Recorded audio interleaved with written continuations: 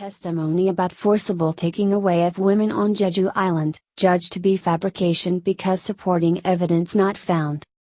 August 22, 2014, 10 o'clock.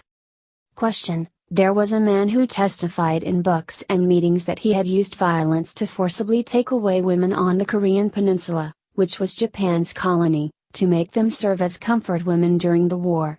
The Asahi Shinbun ran articles about the man from the 1980s until the early 1990s. However, some people have pointed out that his testimony was a fabrication. The man's name was Seiji Yoshida.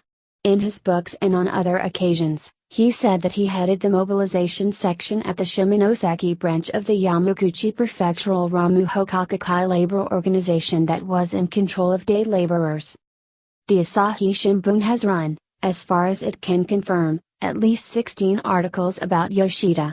The first appeared in the September 2, 1982, morning edition in the City News page published by the Osaka head office.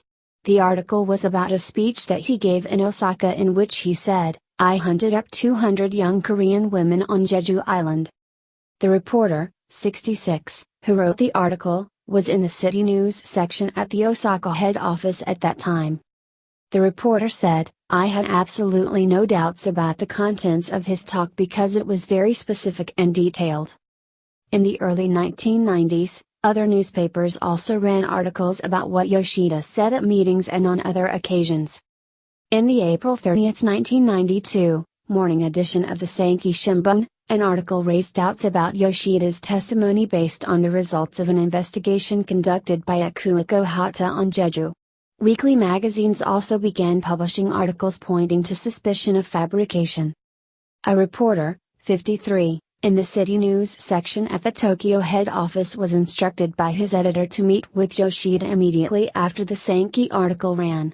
The reporter asked Yoshida to introduce relevant individuals and submit data to corroborate his testimony, but the reporter said Yoshida rejected the request. During news gathering to prepare for the March 31, 1997, special coverage, Yoshida refused to meet with a reporter, 57, in the City News section at the Tokyo head office. When the reporter asked over the phone about reports that suspected the testimony was a fabrication, Yoshida responded, "I wrote about my experiences as they were." Although news gathering was also conducted on Jeju and no corroborating evidence could be obtained, the special coverage said no confirmation has been made about the authenticity because there was no conclusive proof that Yoshida's testimony was false. The Asahi has not written about Yoshida since. However, in November 2012, Shinzo Abe, who was then president of the Liberal Democratic Party, said at a debate among party leaders hosted by the Japan National Press Club, "The problem has become much bigger because false reporting by the Asahi Shinbun has led to the spreading of a book throughout Japan, which has been taken as fact, even though it was created by a man named Seiji Yoshida who is like a con man." Some newspapers and magazines have repeated criticism of the Asahi Shinbun. In April and May 2014, the Asahi Shinbun interviewed a total of about 40 people in their late 70s to 90s living on Jeju. However, no evidence was obtained that supported the writings by Yoshida about forcible taking away. In a town on the northwestern part of the island where Yoshida claimed to have taken away several dozens of women working at a plant making dried fish, there was only one factory in the village that handled fish. The son of the local man who was involved in factory management, now deceased, said, "Only canned products were made there. I never heard from my father about women workers being taken away." Yoshida wrote that the factory roof was thatched. Video images that captured conditions at that time were obtained by Norifumi Kawahara, a professor of historical geography at Ritsumeikan University who has conducted research on the fishing industry in South Korea at that time. The images showed the roof to be made of tin and tile. In June 1993, Kang Jang-suk, a former researcher at the Korean Research Institute for Chongcheondae, conducted research on Jeju based on the writings of Yoshida. "I heard from several elderly people at each of the locations I visited, but I did not come across any testimony that matched the writings," Kang said. Yoshida wrote in his book he went to Jeju in May 1943 based on a mobilization order from the Western District Army. He also wrote that the contents of the order were left in a diary of his wife, now deceased. However, Yoshida's oldest son, 64, was interviewed for this special coverage, and it was learned that the wife never kept a diary.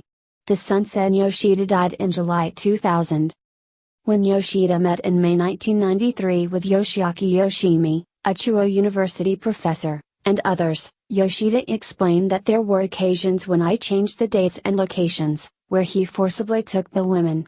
Moreover, Yoshida refused to present the diary in which the contents of the mobilization order were contained. That led Yoshimi to point out, I had no choice but to confirm that we could not use his testimony. Note 1. Masaru Tanamura, an associate professor at the University of Tokyo who is knowledgeable about mobilization matters on the Korean peninsula during the war, said the Ramu Hokakaka that Yoshida claimed he worked for was created through instructions given by the Health and Welfare Ministry as well as the Home Ministry. Given the chain of command, it is inconceivable for the military to issue the mobilization order, and for employees to go directly to the Korean peninsula, Tanamura said. Yoshida also explained that in May 1943, when he claimed to have forcibly taken away the women, the Army unit headquarters maintained military rule on Jeju. Regarding that point, Kazu Nagai, a professor of modern and contemporary Japanese history at Kyoto University, pointed out that documents of the former army shows that a large army force only gathered on Jeju after April 1945. The contents of his writing cannot be considered to be true, Nagai said. Note 1, Yoshiaki Yoshimi and Fumiko Kawada, compilers, Jugunai and Fuwamagaru 30 no Yusoto Shinjutsu, 30 Lies and Truths Surrounding Military Comfort to Women, Atsuki Shoten 1997. To our readers, we have made the judgment that the testimony that Yoshida forcibly took away comfort women on Jeju was a fabrication. We retract our articles on him. We were unable to uncover the falseness of his testimony at the time the articles were published. Although additional research was conducted on Jeju, we were unable to obtain any information that corroborated his testimony. Interviews with researchers have also turned up a number of contradictions regarding the core elements of his testimony. I have never heard of it. If many people were kidnapped from the village, we were heard it.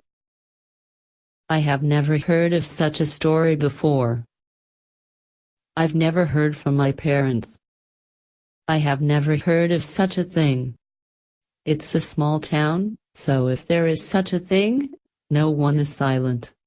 7 and 8 men polished this size turbo sizzling shellfish and sent them to Japan as buttons. It needs strong power to make shell buttons. It is not a job that can do of women. This book is bullshit lie. Jeju Island newspaper reported that we could not obtain testimony of compulsory kidnap June 4, 1989. By the censorship of the military, because there is no tension feeling during wartime. Pictures forbidden to put in the Mainichi Shinbun. Good free gaming. Asahi Shinbun published an article on April 19, 1975. Pol Pot, who killed millions of citizens in a short period of 3 years and 8 months, wrote an article expressing Khmer Rouge, who was the leader, full of Asian kindness. Moreover, Wada, who wrote the article, pushed forward a course of success rather than being held responsible.